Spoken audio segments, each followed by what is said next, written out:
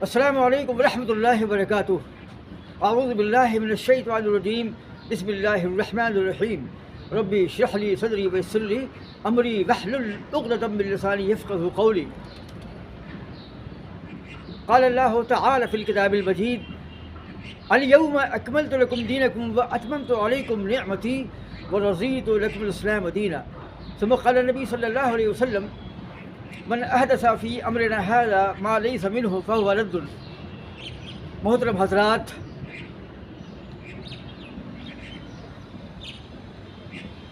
آج ہمارا عنوان ہے مذمت بدعت۔ یہ بدعت جو ہے ایک ایسا بدترین عمل ہے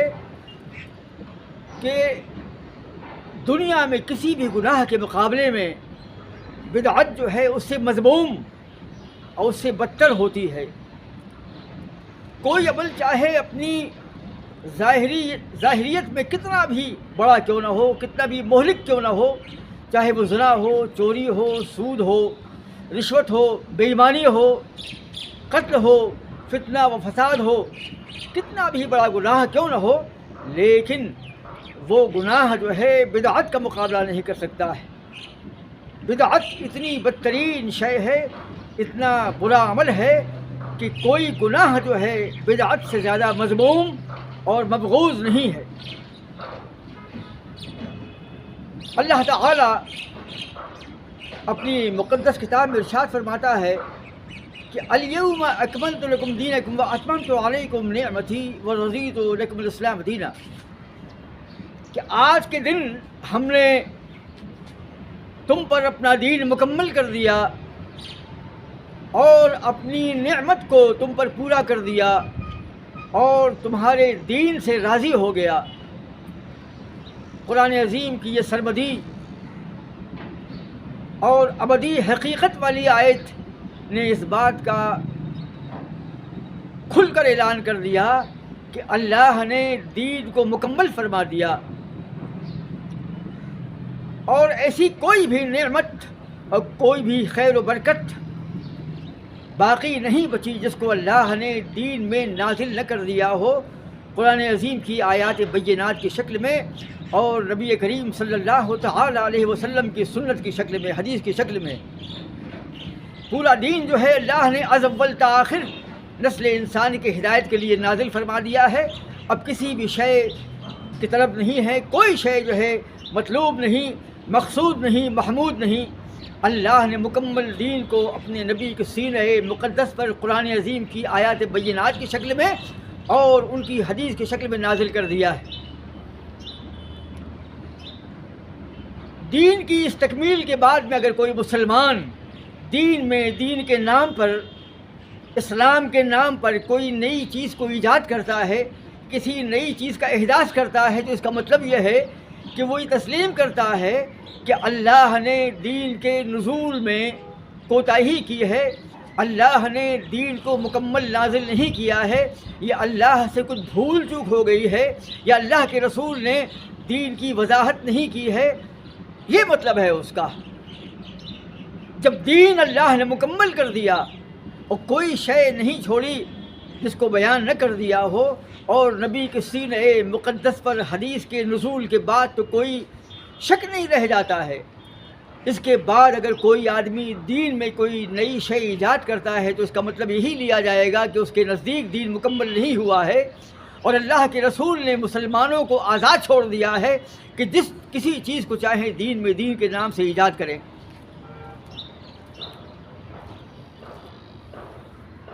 اسی لیے اللہ کے رسول صلی اللہ تعالی علیہ وسلم نے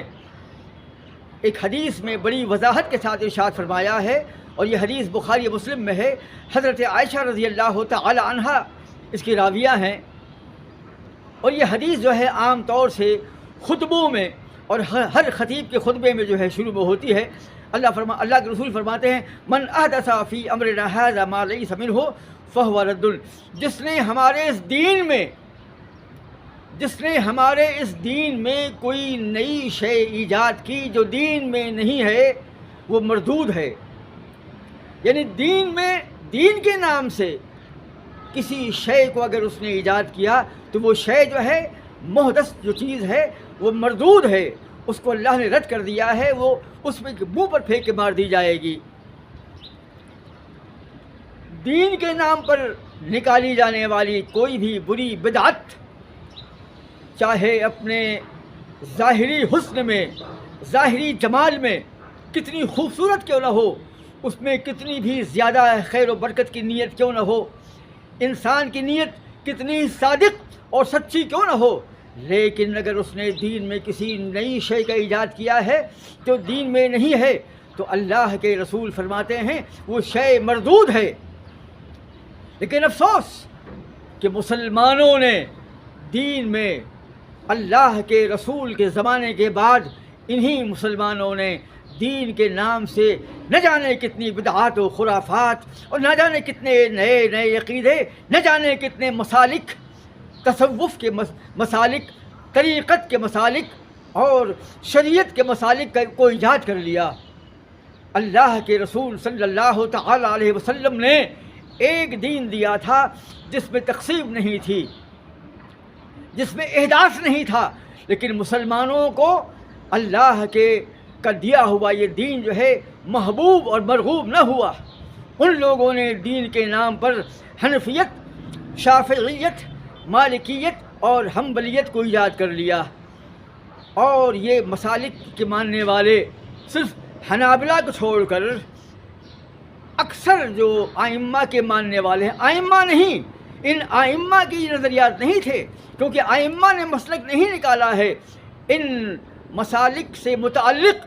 ائمہ اور مجتہدین نے جو بعد والے ہیں، ان لوگوں نے یہ وتیرہ اور یہ شیوا طے کر لیا کہ ہم کو اللہ کے رسول کے حدیث سے کوئی مطلب نہیں، ہم تو اپنے امام کے مقلد ہیں، ہمارا امام جو کہے گا، ہمارا مسلک جو کہے گا ہم وہی مانیں گے، چاہے حدیث کے انبار لگا دیے جائیں۔ ایک حدیث خیر القرون میں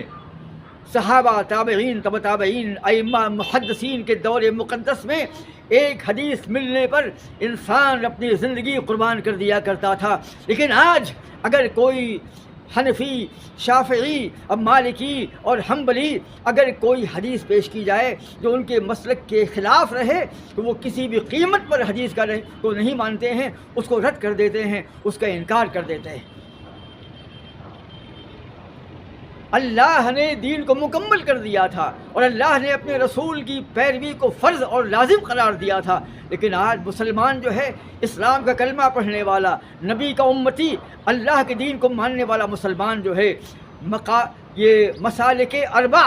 یعنی 4 مسالک کو ماننے کی بنیاد پر اللہ کے رسول کی حدیث کا انکار کر دیتا ہے۔ جو دین مسلمانوں کے لیے نازل ہوا تھا، ساری کائنات کے لیے نازل کیا گیا تھا اور جس کا ماننا لازم اور واجب تھا، آج کا مسلمان جو ہے مسلک کے نام پر احادیث کا انکار کر دیتا ہے۔ امام اعظم اللہ کے رسول ہیں، لیکن انہوں نے اپنے اپنے ائمہ بنا کے رکھے ہیں، ان کو اپنے امام کی تقلید محبوب ہے، اپنے امام کی پیروی مطلوب ہے، مقصود ہے، محمود ہے، مرغوب ہے، لیکن اللہ کے رسول کی مخالفت سے کوئی مطلب نہیں۔ اللہ کے رسول کی حدیث کا انکار جو ہے بربلا کر دیتے ہیں مسلک کی پیروی کے نام پر۔ یہ تو ہو گیا مسالک اربع جو ہے شریعت کے 4 مسالک کا حال۔ طریقت کے 4 مسالک ایجاد کر لیے، ہاں، حنف یعنی قادریت، چشتیت، سہروردیت اور نقشبندیت، یہ 4 مسالک طریقت کے، اور طریقت کا اتنا برا حال ہے، اللہ اکبر، یہ طریقت کے لوگ جو ہیں حدیث اور قرآن عظیم سے بالکل ماورا ہو کر، بالکل آزاد ہو کر، بالکل بے مشرب ہو کر جو ہیں قرآن و حدیث کا انکار کر دیتے ہیں، بالکل نیا دین جو ہے شریعت کے مد مقابل، شریعت کے روبرو کھڑا کر دیا ہے۔ انہیں قرآن و حدیث سے کوئی مطلب نہیں، بلکہ ان کے پیر و مرشد کا قول جو ہے وہ حتمی اور قطعی ہوتا ہے۔ یہ 4 مسالک نہیں، یہ تو 4 مسالک بڑے مسالک ہیں، اور متصوفین اور متکشفین اور صوفیہ کی کتابیں اتنی گمراہ کن ہیں۔ یہ یہودیوں کے ایجاد کردہ تصوف جو ہے، صوفیزم، اس نے ساری ملت کو بدنام کر دیا ہے۔ پورے ہندوستان میں، خاص طور سے یو پی اور مدھیہ پردیش میں اتنا برا حال ہے کہ ہر گلی میں ایک مرشد ہے، ایک پیر مغاں ہے، اور ان کے ماننے والوں کو اللہ کے رسول سے کوئی تعلق نہیں ہے، اسلام سے کوئی تعلق نہیں ہے۔ بڑے بڑے مزار کے سامنے چکر کاٹنا، ان کا طواف کرنا، محرم کے تعزیے نکالنا، علم نکالنا، تعزیہ بنانا، ڈھول پیٹنا، تاشے پیٹنا، اور تیجا، چہلم، محرم اور برسی اور 40واں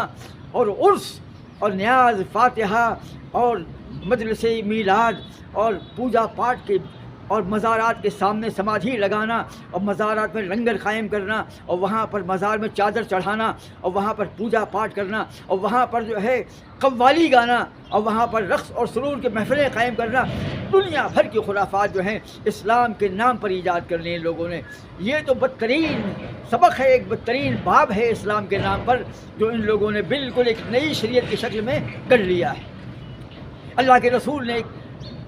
حدیث میں ہے کہ اللہ کے رسول نے ایک خط مستقیم کھینچا، اور دائیں بائیں،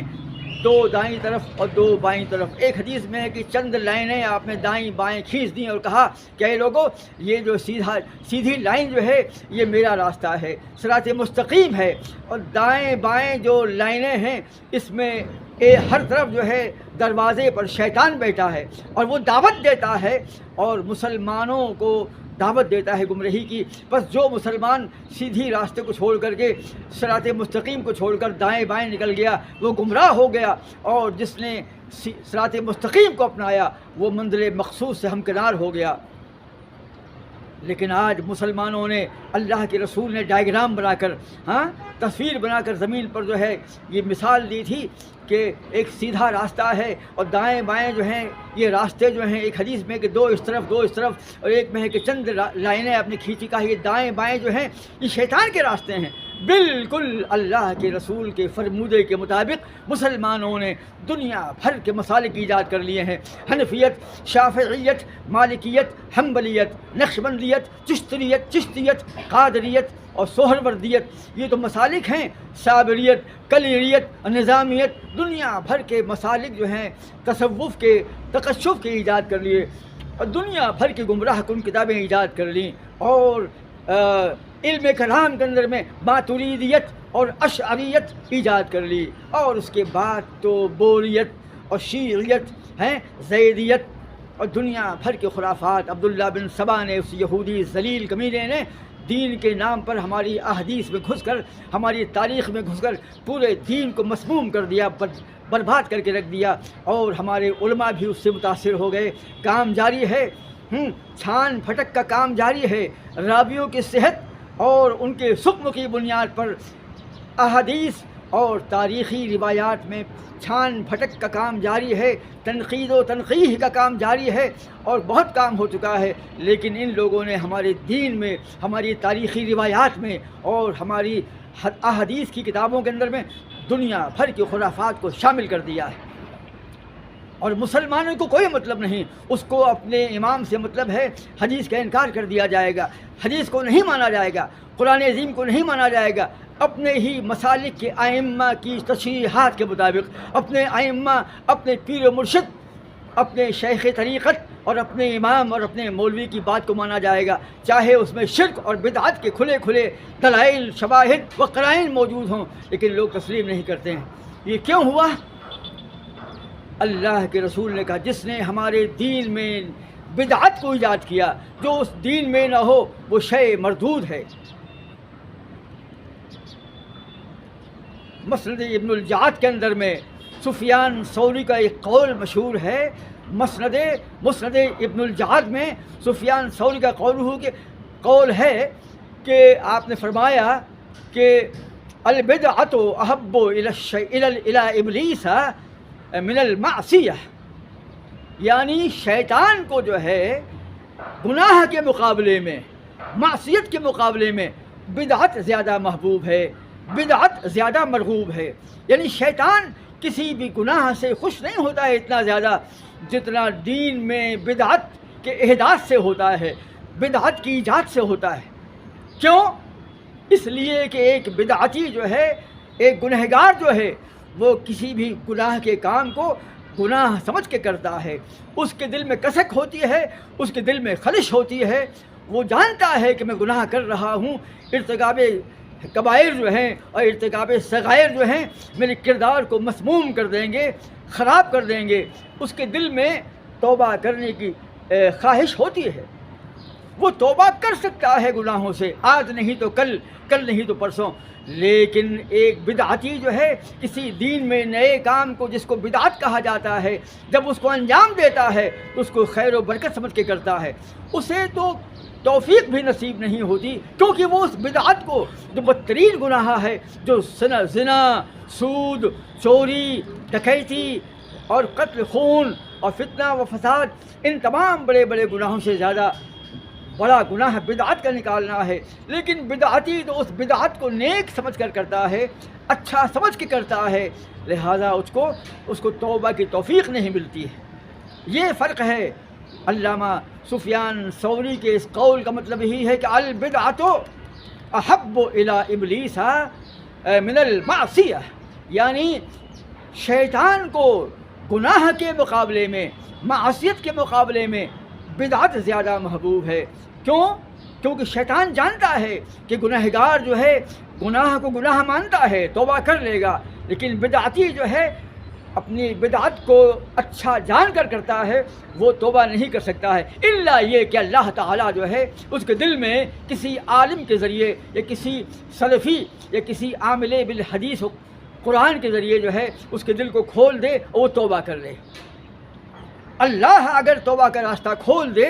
یا اس کا مستقبل جو ہے، اس کا مقدر جو ہے، اس کا نصیب بیدار ہے اور وہ دین کو قبول کر لے، تو اس بدعت کی خرابی یا مذمت کو محسوس کرتے ہوئے توبہ کر لے گا اور وہ نجات پا جائے گا۔ لیکن اگر وہ بدعت کو انجام دے رہا ہے تو وہ اس کو اچھا سمجھ کے کرتا رہے گا،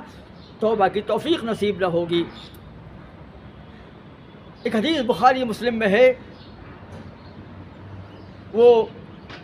کہ اللہ کے رسول نے فرمایا کہ اللہ نے مدینے کو حرام قرار دیا ہے، یعنی مدینے میں گناہ کے کاموں کو اللہ نے اس کو پاک قرار دیا ہے، یہاں گناہ کا ارتکاب کرنا جو ہے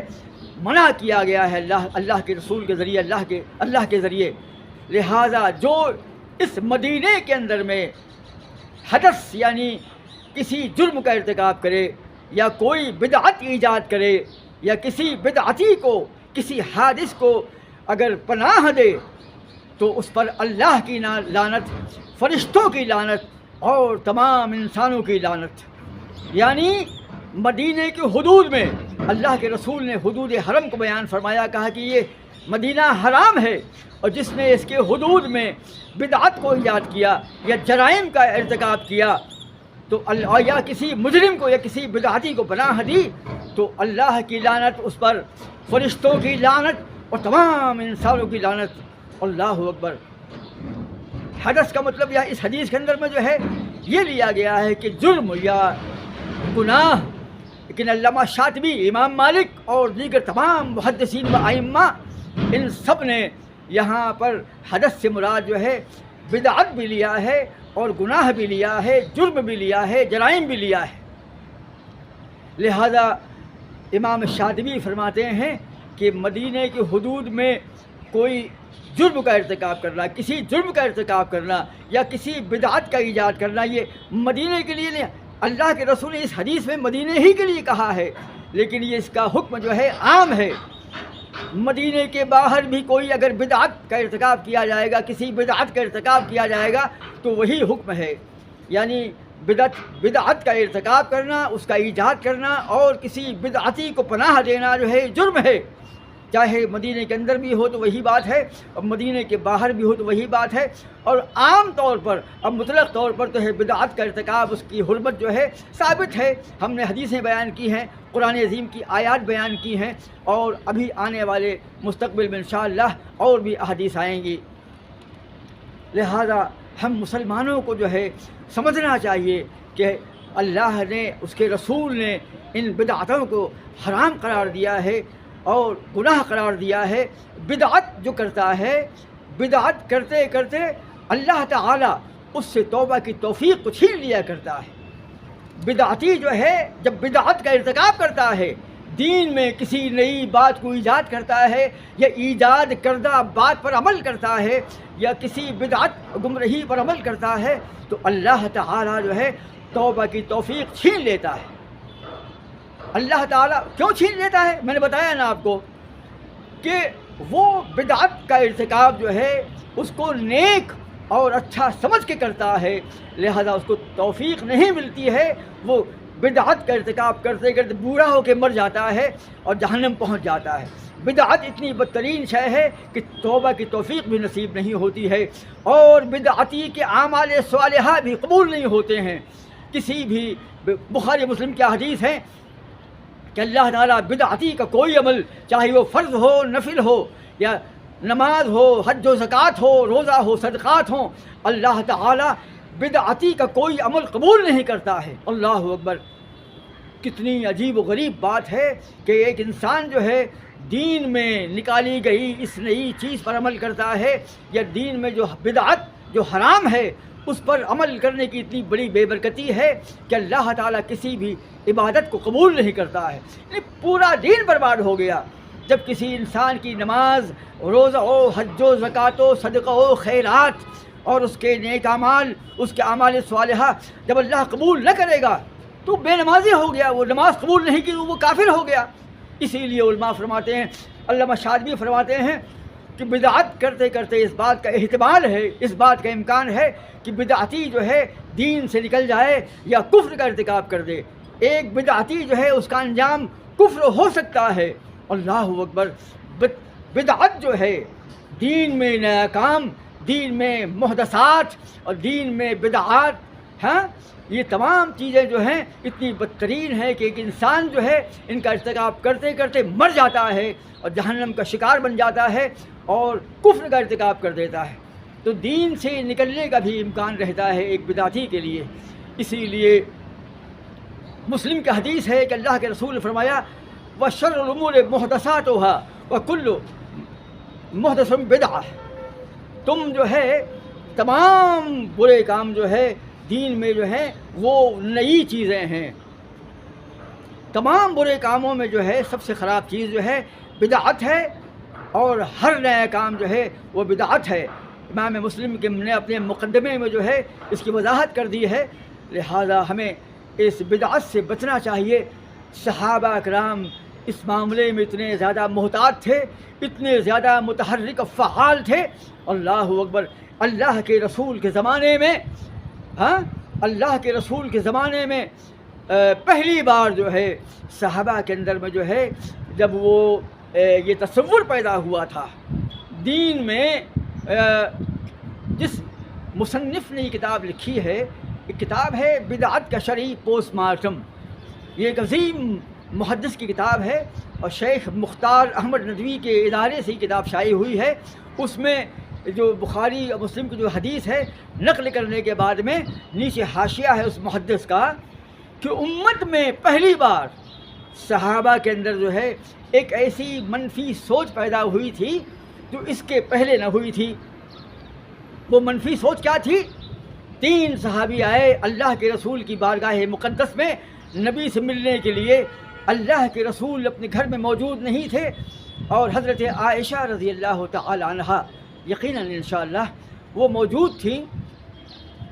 یا ام المومنین یہی موجود تھیں۔ انہوں نے اللہ کے رسول کی عبادات کے تعلق سے پوچھا کہ اللہ کے رسول کے شب و روز میں عبادات کا کیا وتیرہ ہے، کیا شیوا ہے، کیا طریقہ ہے۔ ام المومنین رضی اللہ تعالی عنہا نے اللہ کے رسول کی عبادات اور ان کی شب بیداریاں، ان کی تلاوت اور ان کے ذکر و اذکار، اور رات میں شب بیداری تہجد کا اہتمام اور اللہ کے رسول کی تلاوت اور ذکر و خیر، اس کا تذکرہ جب کیا، وہ تینوں صحابی جو ہیں بے حد پریشان ہوئے۔ کہتے ہیں اللہ کے رسول کے گناہ تو بخشائے ہیں۔ جب اللہ کے رسول جن کے پچھلے اگلے گناہوں کو اللہ نے معاف کر دیا ہے، اللہ کے رسول ساری کائنات کے لیے نمونہ ہیں، اسوہ ہیں، ان کی عبادات کا یہ مقام ہے، تو پھر ہماری کیا بساط ہے، ہمارا کیا مقام ہے، ہماری کیا حیثیت و کیا پوزیشن ہے، ہمیں تو اس سے زیادہ کرنا چاہیے۔ یہ ہے وہ سوچ حضرات، یہ ہے وہ سوچ کہ جب اللہ کے رسول ام المومنین نے اللہ کے رسول کی عبادات کے بارے میں جب بیان کیا بیورا، تو ان کے دل میں یہ خیال پیدا ہوا، اور اس میں سے ایک نے کہا کہ اب میں رات بھر جاگوں گا، سوؤں گا ہی نہیں، مسلسل رات بھر جاگ جاگ کر نماز پڑھوں گا۔ اور ایک نے کہا کہ میں ہمیشہ روزے رکھوں گا، کبھی روزہ جو ہے ترک نہیں کروں گا،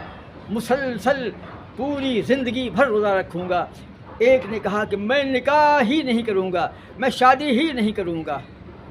جب اللہ کے رسول جو ہیں اللہ نے ان کو معاف فرما دیا ہے، کوئی گناہ کا ارتکاب نہیں کر سکتے ہیں وہ، اللہ نے ان کے اگلے پچھلے گناہوں کو معاف کر دیا ہے۔ جب ان کی عبادات کا یہ حال ہے تو ہم تو بہت گنہگار ہیں، ہم ایسا کریں گے۔ اور چلے گئے وہ لوگ۔ اللہ کے رسول تشریف لائے گھر میں، تو ام المومنین رضی اللہ تعالی عنہا نے فرمایا، فوراً کہا کہ 3 مسلمان 3 صحابی آئے تھے اور انہوں نے یہ سوال کیا، اور میں نے آپ کی عبادات کے بارے میں جب کچھ بتایا ان کو، انہوں نے یہ الفاظ اور وہ پوری باتیں بتا دی۔ اللہ کے رسول صلی اللہ تعالیٰ علیہ وسلم بے تاب ہو گئے، بے قرار ہو گئے۔ آپ نے دیر نہ کی، آپ کھڑے ہو گئے اور فوراً باہر نکلے اور ڈھونڈ کر کے ان تینوں کو نکالا، اور ایک صحابہ کے سامنے ایک مجلس قائم کر دی، اور آپ نے کہا کہ اے لوگو، میں تم سب کے لیے اللہ کے رسول ہوں، میں رات میں سوتا بھی ہوں، نماز پڑھتا بھی ہوں اور سوتا بھی ہوں، میں روزہ رکھتا بھی ہوں، کبھی نہیں بھی رکھتا ہوں، میں نکاح بھی کرتا ہوں۔ اور اللہ کے رسول نے کہا کہ جس نے میری سنت کو ترک کیا وہ مجھ سے نہیں۔ اللہ کے رسول نے جو ہے ان 3 مسلمانوں کے اس عمل کی، اس نیت کی مذمت کی جنہوں نے یہ عہد کیا تھا کہ میں ہمیشہ نماز پڑھوں گا، ہمیشہ روزہ رکھوں گا۔ ایک نے کہا کہ میں نکاح ہی نہیں کروں گا اور کنوارا رہوں گا۔ اللہ کے رسول نے ان کے منہج کی اس غلطی کو محسوس کر لیا۔ تو یہ ہے اللہ کے رسول کی چابک دستی اور اللہ کے رسول کا انفعال، کہ اللہ کے رسول نے تاخیر نہیں کی، دیر نہیں کی، بلکہ جیسے ہی معلوم پڑا کہ منہج کے اعتبار سے، دین میں تصور کے اعتبار سے کجی پیدا ہو گئی ہے، ان کے منہج میں بگاڑ پیدا ہو گیا ہے، تو فوراً نکلے، انہیں تلاش کیا اور صحابہ کے سامنے صحیح دین پیش کر دیا۔ یہی تو ہے بدعت۔ ان تینوں کے دل میں یہی بدعی خیال پیدا ہوا تھا، بدعت کا تصور پیدا ہوا تھا۔ اللہ کے رسول نے بتا دیا کہ دین وہی ہے جو رسول کا منہج طے کر دے، اللہ کے رسول کا عمل جو ہے جو طے کر دے، قرآن عظیم کی آیات بینات اور نبی کی سنت جن باتوں کو طے کر دے وہی دین ہے۔ اس کے علاوہ جب سب گمراہی ہے، سب زندقہ ہے، سب الحاد ہے، سب بے دینی ہے، سب بدعت اور شرک ہے۔ اللہ کے رسول نے ان کے منہج کو ٹھیک کر دیا۔ یہ تھی چابک دستی، یہ تھی اللہ کے رسول کی غیرت، اور یہ تھی اللہ کے رسول کی بیداری۔ اور حضرات صحابہ، احادیث تو بے شمار ہیں۔ حضرات صحابہ کرام جو ہیں نبی کے انتقال کے بعد میں، حضرت عبداللہ بن مسعود رضی اللہ، یہ حدیث جو ہے دارمی کی ہے، عبداللہ بن مسعود رضی اللہ تعالی عنہ کوفے میں ہیں، اور ابو ذر غفاری جو ہیں،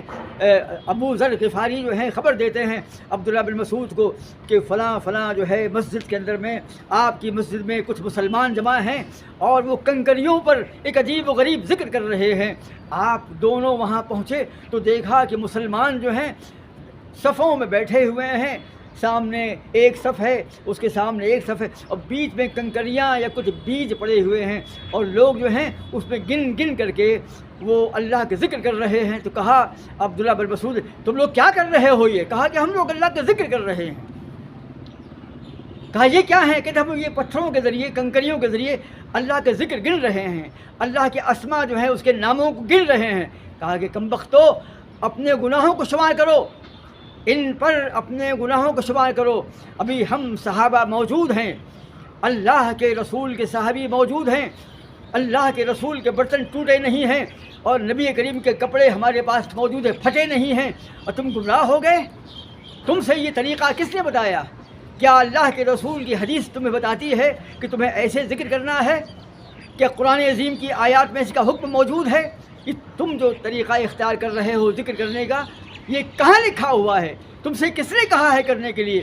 اور عبداللہ بن مسعود نے ان کوفیوں کو جو ہے مسجد سے باہر نکال لیا۔ اس حدیث کا راوی جو ہے نیچے لکھتا ہے،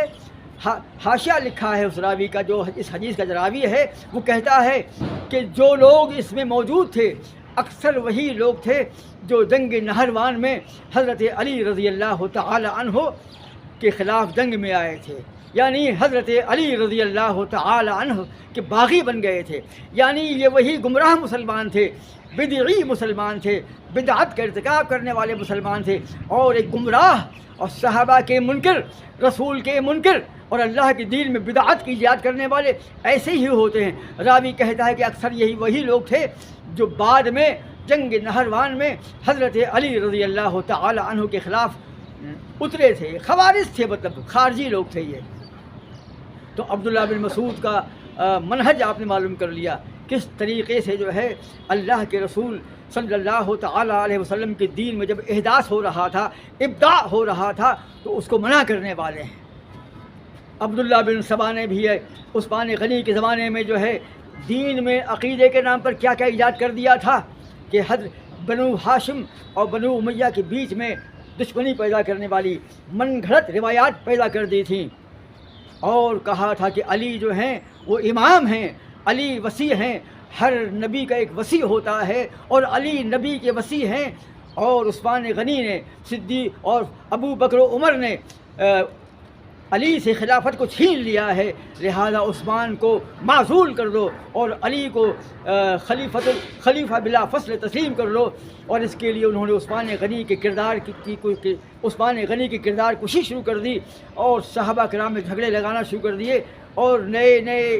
نئی بدعتیں ایجاد کیں اور نئے عقائد ایجاد کیے، اور ان عقائد نے پورے مسلمانوں کے مستقبل کو برباد کر دیا، مسلمانوں کو جنگوں میں ملوث کر دیا۔ جنگ جمل، جنگ نہروان، جنگ صفین، نہ جانے کون کون سی جنگیں ہوئیں، اور کتنا خون بہا مسلمانوں کا، اور قتل حسین ہوا، فاروق اعظم کا قتل ہوا، عثمان غنی کا قتل ہوا، حضرت حسن کا قتل ہوا، حضرت حسین شہید کر دیے گئے، عثمان غنی شہید کر دیے گئے، اور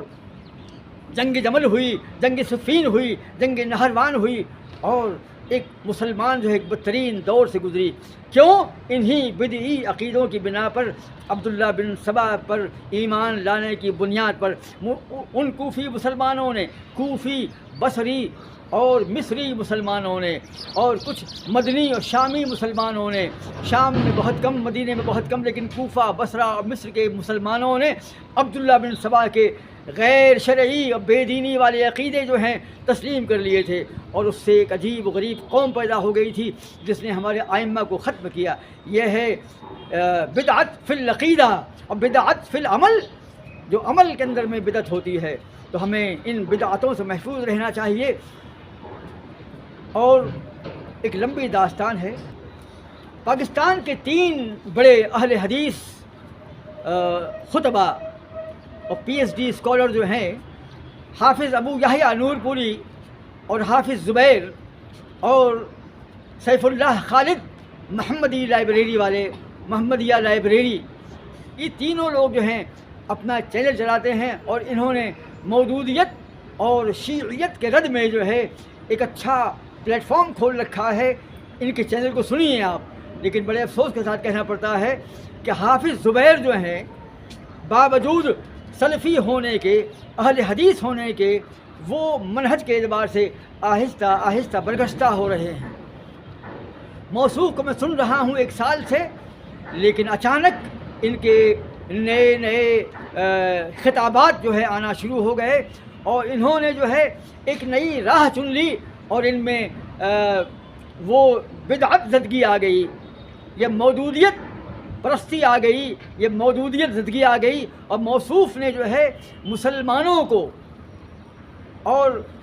ہمارے ائمہ جو گزرے ہیں اسلاف، ان کی مذمت کرنا شروع کر دی کہ وہ ائمہ ماضی میں جن لوگوں نے بدعت کی تردید کی اور مسلمانوں کو اہل بدعت کے ساتھ ضم ہونے سے منع کیا اور خلط ملط ہونے سے منع کیا، ان کے ساتھ اٹھنے بیٹھنے سے، ان سے محبت کرنے، ان سے دوستی کرنے، تعلقات قائم کرنے سے منع کیا، اور اہل بدعت سے دور رہنے کی تلقین کی، تو حافظ زبیر نے جو ہے ایک مہم شروع کر رکھی ہے جس میں وہ چاہتے ہیں کہ مسلمان جو ہیں اہل بدعت، ہم کہاں کہتے ہیں کہ جو اہل بدعت ہیں ان سے نفرت کی جائے، ان سے قریب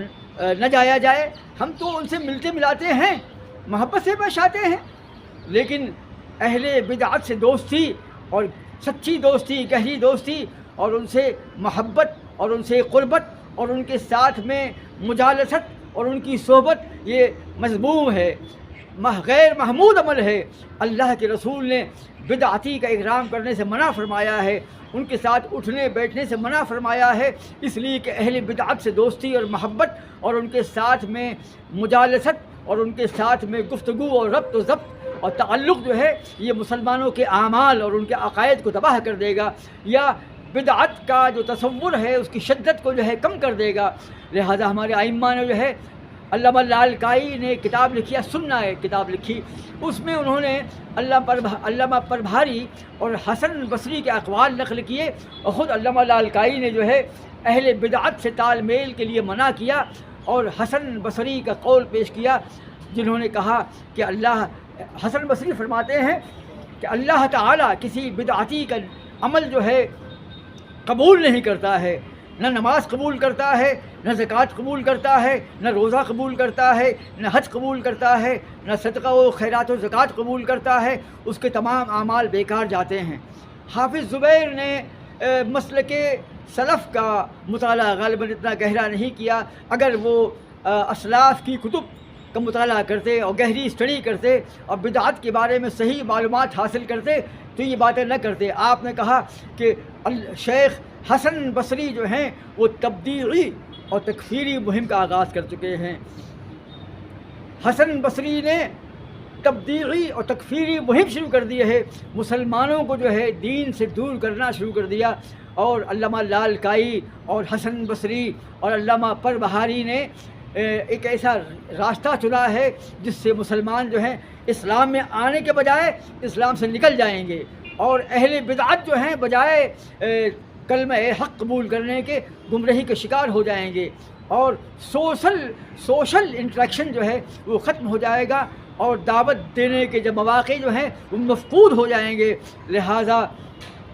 حسن بصری، علامہ لالکائی اور پربہاری اور دیگر جو ائمہ ہیں جو اہل بدعت سے ربط و ضبط اور تعلق کو مذموم قرار دیتے ہیں کہ اہل بدعت سے تال میل نہیں کرنا چاہیے، میل جول نہیں کرنا چاہیے، ان سے دوستی نہیں کرنا چاہیے، ان کے قریب نہیں جانا چاہیے، اور بڑی تفصیل ہے کسی اور ویڈیو میں بتائیں گے آپ کو. تو حافظ زبیر نے جو ہے اس کے بعد جو ہے مسلمانوں کو جو ہے یہ تلقین کی کہ مسلمانوں کو جو ہے اہل بدعت سے محبت کرنا چاہیے، ان سے ملنا چاہیے، ان کے ساتھ چلنا چاہیے، ان کے ساتھ بیٹھنا چاہیے تاکہ دعوت کے مواقع فراہم ہوں. میں کہتا ہوں کہ دعوت کے مواقع تو ہم کو ملتے ہی رہتے ہیں، لیکن ہمارے محدثین نے، ہمارے ائمہ نے، اللہ کے رسول نے قرآن عظیم کی آیات میں اور اللہ کے رسول نے اور صحابہ کے اعمال نے، ان کی سنتوں نے جو ہے ثابت کر دیا ہے کہ مسلمانوں کو اہل بدعت سے دور رہنا چاہیے، ان کے پاس کم بیٹھنا چاہیے. کوئی ایسی مجبوری ہو، کوئی ایسا کام ہو تو آدمی ان سے دوستی کر لے، لیکن اہل بدعت سے قربت، ان کے ساتھ مجالست اور ان سے محبت و موانست اور قربت اور ربط و ضبط جو ہے یہ مذموم ہے. یہ ان مسلمانوں کے ایمان کو برباد کر سکتا ہے. لیکن حافظ زبیر جو ہیں وہ دیگر مسالک کے ائمہ، یہاں تک کہ علماء دیوبند کے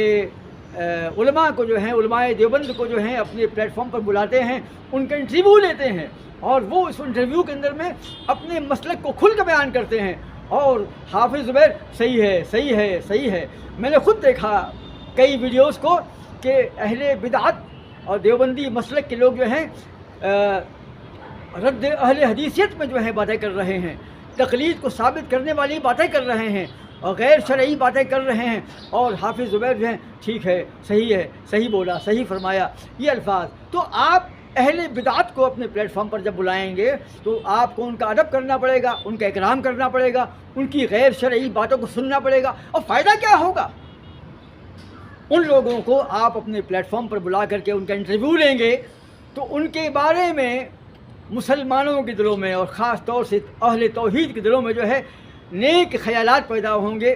قربت اور محبت پیدا ہوگی، وہ ان کو اپنا سمجھیں گے اور ان کی باتوں کو دین سمجھیں گے۔ پتہ نہیں کون سی بات جو ہے کسی اہل حدیث کے دل میں بیٹھ جائے تو فائدہ کیا ہونے والا ہے۔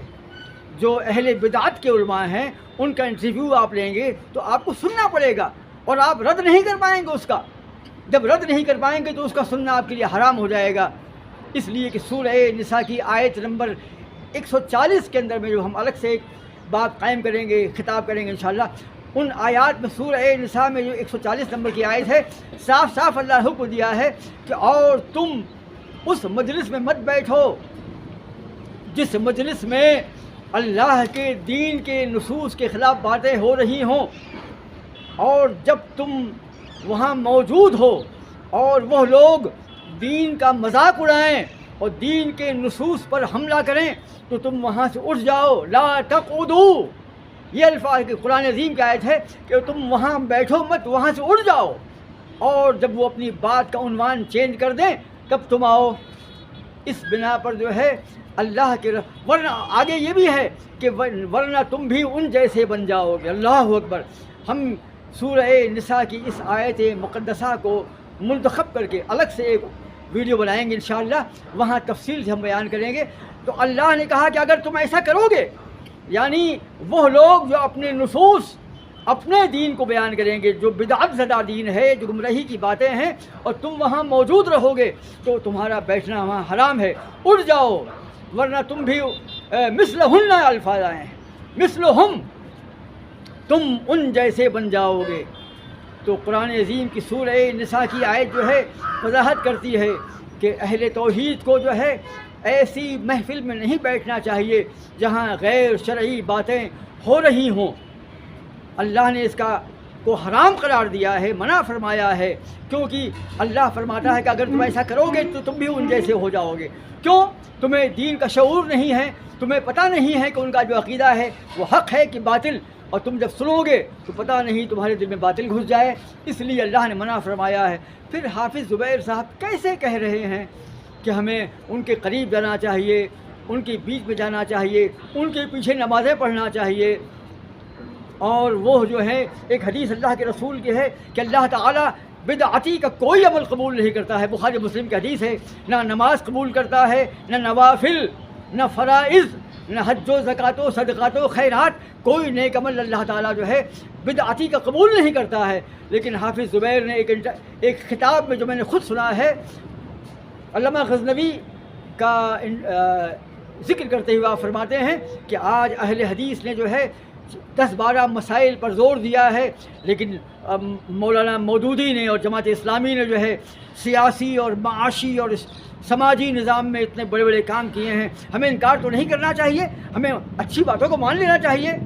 یہ الفاظ ہیں کہ ہمیں جماعت اسلامی اور مولانا مودودی کی اچھی باتوں کو ماننا چاہیے، جو خراب باتیں ہیں انہیں چھوڑ دیجئے، لیکن جو اچھی باتیں ہیں، میں کہتا ہوں کہ اللہ کے رسول کی حدیث ہے بخاری مسلم کی کہ اہل بدعت کا کوئی عمل جو ہے اللہ قبول نہیں کرتا ہے۔